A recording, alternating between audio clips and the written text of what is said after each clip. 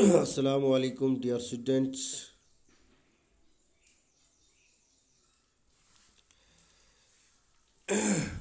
Dear students, class 8th subject हमारा है science, general science, chapter 3 conservation of plants and animals. जैसा आप देख रहे हैं आपके बुक का chapter number 3 conservation of plants and animals, जिसमें हमें सबसे पहले जानना है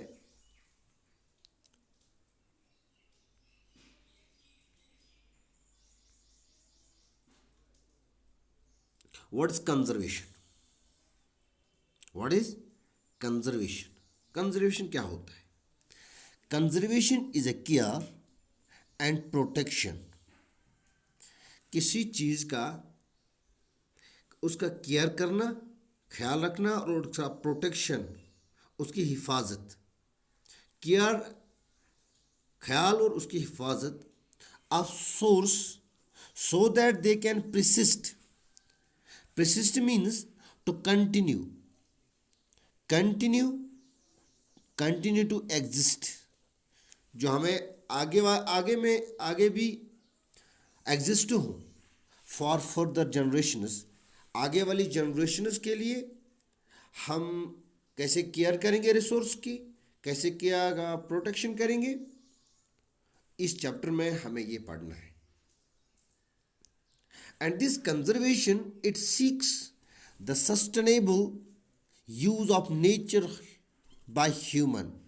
सस्टेनेबल इट मीन्स कि ये कंजर्वेशन जो है, इसमें नेचुरल रिसोर्सेज को ह्यूमन कैसे यूज़ करें और ऐसे उसको यूज़ करना है कि ये सस्टेन रहे, ये आगे इसमें ये बचत रहे, ऐसे भी ख़त्म ना हो, पूरे तरीके से ख़त्म ना हो नेचुरल रिसोर्स, ऐसे यूज़ करना है। ऐसी एक्टिविटीज़, हंटिंग हो, लॉगिंग हो, माइनिंग हो, ऐसी एक्टिविटीज़ इन एक्टिविटीज़ को ऐसे यूज़ में लाना है कि ये आगे में भी रहे, बल्कि ख़त्म ही ना हो, जड़ से साफ ना हो।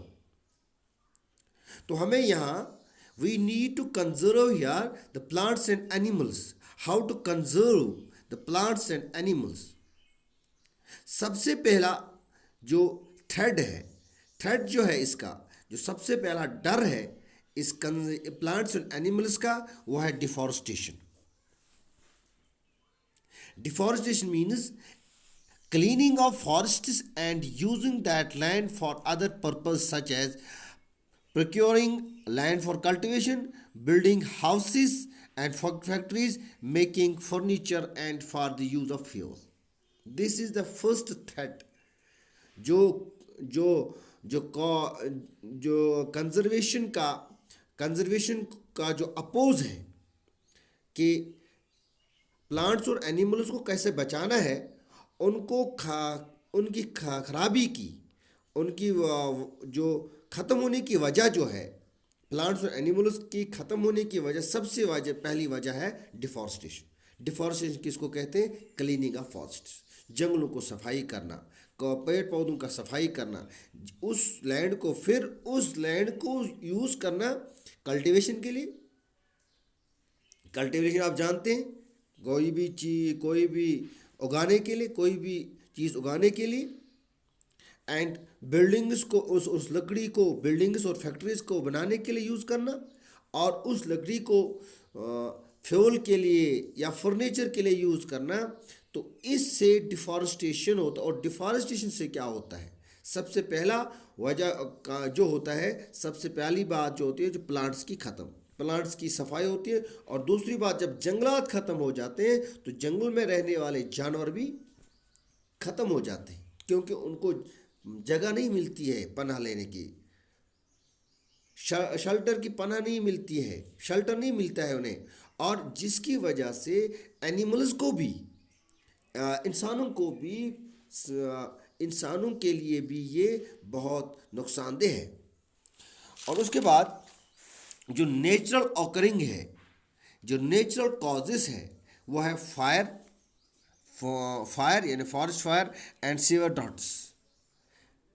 काहतसाली होना ये अल्लाह ताला की तरफ से नेचुरली है, और फायर जंगलों में आग लगना बाय नेचुरली और बाय ह्यूमन, ह्यूमन से भी ये हो सकता है और नेचुरली भी हो सकता है, जिसकी वजह से जंगलों की सफाई होती है। इन चीज़ों को हमें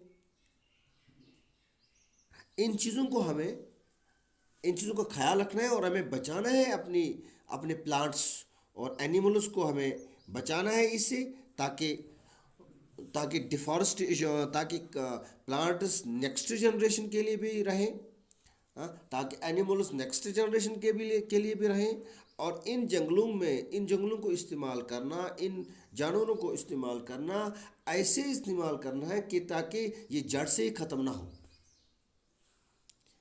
प्यारे बच्चों, चूँकि वीडियो बहुत लंबा हो रहा है, इसलिए मैं आज यहीं स्टॉप करता हूँ। तो नेक्स्ट पे इंशाल्लाह हम पढ़ेंगे conservation, consequence of the deforestation, कि डिफॉरेस्टेशन की कंसिक्वेंस क्या है। बाकी वसल्लम।